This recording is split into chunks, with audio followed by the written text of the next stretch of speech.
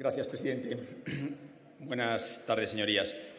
Asistimos hoy a la última sesión de debate sobre la Ley de Ciencia, que este Gobierno cocinó al estilo de yo me lo guiso y yo me lo como, es decir, sin contar con nadie. Y cuando el pastel salió calentito del Consejo de Ministros, señorías, tenía más agujeros que un colador.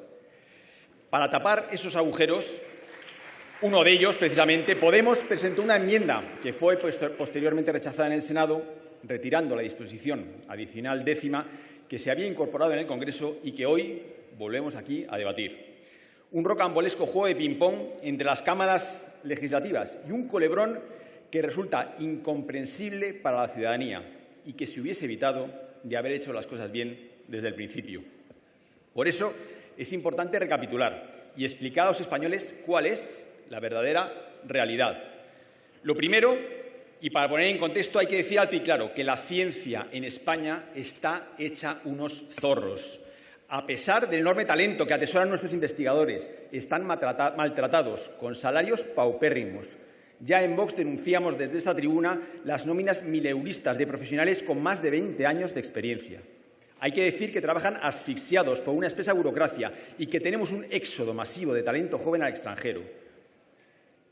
Y lo peor de todo, y la clave, tenemos una infrafinanciación del 1,4% de nuestro PIB, lejísimos, señorías, del 2,3% que es la media europea y a años luz de los países que encabezan Europa, como Suiza o Suecia, por encima del 3%. Esta es la triste realidad, señorías, y no es fruto ni de Putin, ni del virus, ni siquiera de Franco, créanme. Los responsables de este mayúsculo despropósito son los gobiernos de la alternancia, de Partido Socialista y de Partido Popular. Ustedes han gestionado la ciencia de España en los últimos 40 años y son los artífices de esta dramática situación. Pero centrémonos en lo que ha sido la trayectoria de esta ley. A pesar de que el mundo científico, por unanimidad, les pidió a gritos un pacto por la ciencia de todas las fuerzas políticas, este Gobierno desde el minuto 1 aplicó un cordón antidemocrático a Vox y nos excluyó de conocer el texto inicial y, por supuesto, invitarnos a firmarlo. Es de justicia decir que solo una diputada de Ciudadanos, Marta Martín, tuvo la valentía de levantar la voz y denunciar esta injusticia. Hoy ya no está aquí por decisión propia, pero quiero darle las gracias de todo corazón desde esa tribuna. Señores de Gobierno, con estas añagazas, ustedes no silencian a los diputados de Vox. Lo que hacen es amordazar a los 4 millones de votantes de la tercera fuerza política de España. No puede haber un acto más mezquino ni más antidemocrático. Hay que contarle a los españoles que este Gobierno entiende a la ciencia como una herramienta para su propaganda. Se les llena la boca con la importancia de la ciencia, para luego acabar, como siempre, dejándola en la cuneta. Ya lo hicieron con los científicos durante la pandemia, cuando les declararon no esenciales, confinándolos en sus casas sin permitirles trabajar. En España, durante ese periodo, uno podía reformar su cocina, porque los profesionales que trabajaban allí habían sido considerados esenciales. Pero ustedes, de forma ilegal e inconstitucional, dejaron a los científicos encerrados en sus casas. Los españoles tienen que saber que en este Congreso se creó una subcomisión con 26 expertos de primer nivel para escuchar sus propuestas e incorporarlas a la Ley de Ciencia, y que este Gobierno no esperó a que acabaran sus comparecencias.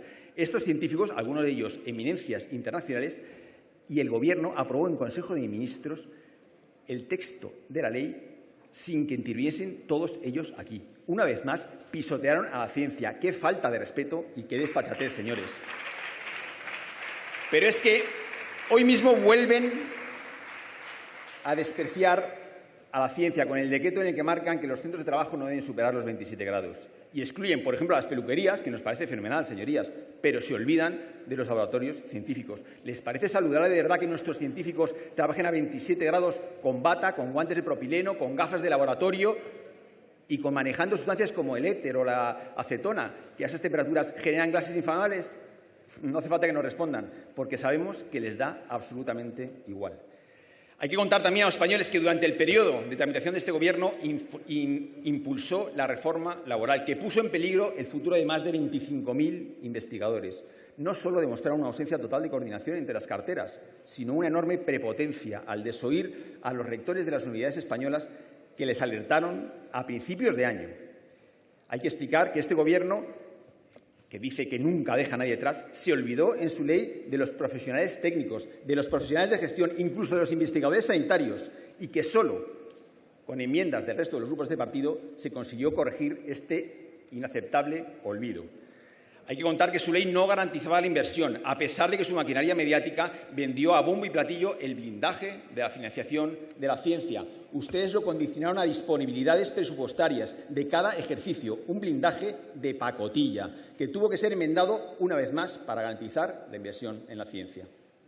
Esta ley incluye mejoras, pero no es la solución definitiva a la inestabilidad laboral del mundo científico. Detrás subyace un problema endémico de falta de financiación, una falla estructural que ustedes podían haber abordado si hubiesen tenido amplitud de miras y la valentía necesaria.